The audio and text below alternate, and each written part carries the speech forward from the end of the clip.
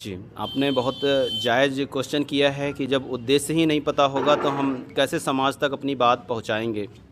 देखिए, एक तो मेरा मानना है कि समानता पर लोकतंत्र चलता है और कहीं न कहीं से समानता के अधिकारों का हनन हो रहा है, जिस पर हम आवाज़ उठाना चाहेंगे। दूसरा यह है कि किसी भी देश की अर्थव्यवस्था विज्ञान तथा प्रौद्योगिकी पर निर्भर करती है। विज्ञान ने हमको पहले भी गुलाम बना रखा था, दोबारा फिर भी ऐसी साजिशें रची जा रही हैं कि हम विज्ञान के दृष्टिकोण से गुलाम बन सकते हैं। इसलिए जो भी हमारी समस्याएं क्रिएट हो रही हैं उसको हम वैज्ञानिक दृष्टिकोण से ही हल करना चाहेंगे। यदि हम विचारधाराओं की बात करें तो पार्टी के नाम से ही आपको पता चल रहा होगा कि इसकी विचारधारा बहुआयामवादी है। तो इसमें किसी भी प्रकार की जातिवादी, धर्मवादी, परिवारवादी, क्षेत्रवादी की कोई गुंजाइश नहीं है, जैसा कि आपके समक्ष हमने पदाधिकारियों का विवरण किया। उद्देश्य की बात करें तो हर एक इंसान को समानता का, न्याय का, शिक्षा का, बराबरी का और समस्याएं जो हैं उसका वैज्ञानिक दृष्टिकोण से समाधान होना चाहिए। आज स्थिति यह है कि गरीब और भी गरीब की तरफ बढ़ रहा है। अमीर भवन पे भवन, बिल्डिंगों पर बिल्डिंग बना रहे हैं और नेताओं का हाल यह है कि उनके अनाज के बोरों में, घर के बिस्तर में बड़ी सी बड़ी गड्डियां निकल रही हैं। आखिर यह कमाई किसकी है? तीसरा बात यह है कि आज विभिन्न प्रकार की सरकारें पॉलिसी बना रही, क्रेडिट कार्ड से संबंधित, लोन से संबंधित। मेरा प्रश्न है वो पैसा कहाँ से आ रहा है जो बैंकें बांट रही हैं? उस पर अंकुश लगाना और प्रश्न खड़ा करना ताकि आम जनता को गुमराह ना किया जाए। क्रेडिट कार्ड कई बार टैक्स लिया जाता है, जीएसटी के तौर पर, इनकम टैक्स के तौर पर, सेल टैक्स के तौर पर, स्टेट जीएसटी, कैपिटल जीएसटी, ऐसे बहुत सारी, लंबा खिंच जाएगा अगर व्याख्यान रखें। सीधे तौर पर जैसा कि आज जो है महिला न्याय दिवस दिन भी है, सावित्रीबाई फुले शिक्षा की क्रांति जो जलाई है उनका दिवस भी है।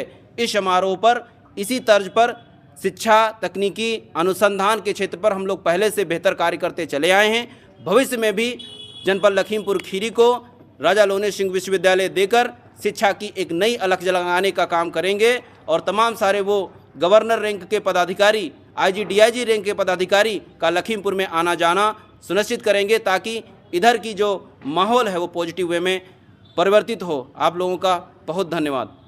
आज आपने झंडा भी लॉन्च किया है, क्या झंडे में कितने कलर हैं, क्या कुछ उद्देश्य है? हम चाहेंगे कि व्याख्या करें। हर झंडे की अपनी एक पहचान होती है, उसमें अभी आपका लोगो नहीं आया है। जी, निश्चित तौर पर हम आपकी बात से 100% सहमत हैं। अभी हमारा गठन हो रहा है, आधिकारिक तौर पर पंजीकरण नहीं हुआ है। जब तक पंजीकरण नहीं होता तब तक चुनाव आयोग की तरफ से किसी प्रकार का कोई सिंबल आप अपनी अतिरिक्त नहीं ले सकते हैं। जब हमको हमारी मांग के हिसाब से चुनाव आयोग सिंबल अलॉट कर देगा, इस झंडे के बीच में जो आ रहा है स्पेस हरे रंग में, उसके अंदर एक गोल सर्किल हो जाएगा।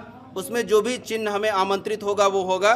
सबसे पहले एक कलर दिखाया गया है ब्लू, नीला, जो कि हमारे शंकर भगवान से प्रेरित है और दलितों का ध्यान आकर्षित कराता है। मेरा कोई किसी समाज से या धर्म से रंग को जोड़ने का मकसद नहीं। दूसरा जो ग्रीन है वो कहीं ना कहीं से एनवायरनमेंट को, पर्यावरण को आकर्षित करता है, इस्लाम से भी संबंध रखता है। तीसरा हमारा जो धर्म है केसरिया रंग का कोई भी मुकाबला नहीं है भारत में, क्योंकि यह धार्मिक रंग के साथ साथ में हमारे गौतम बुद्ध का भी रंग है और हमारे ध्वज में भी रंग है और हमारे सभी मंदिरों पे भी रंग है। इसलिए हमने बांधने की बात की है, जोड़ने की बात की है। इसलिए हमने 3 रंगों का, नीला, हरा और केसरिया रंग का झंडा लॉन्च किया है। इससे पार्टी जानी जाएगी। बहुत धन्यवाद। आपने जैसे बताया केसरिया का कोई तोड़ नहीं है, सबसे नीचे कर दिया है आपने उसको। बिल्कुल हक जायज क्वेश्चन है, क्योंकि आज का जो सभा है इसमें किसी भी प्रकार की कोई आपत्ति है तो वो अपनी दर्ज करा सकती है। आपकी आपत्ति में सर आंखों पर लेता हूँ। हाँ, ये सॉरी मतलब अगर ऊपर हो जाता तो ठीक रहता। कोई दिक्कत नहीं, इसको हम लोग ऊपर कर देंगे, ऐसा कोई दिक्कत नहीं। अभी सर्वसम्मति बाकी है, पदाधिकारियों की सहमति बाकी है, इसको ऊपर निश्चित तौर पर कर दिया जाएगा।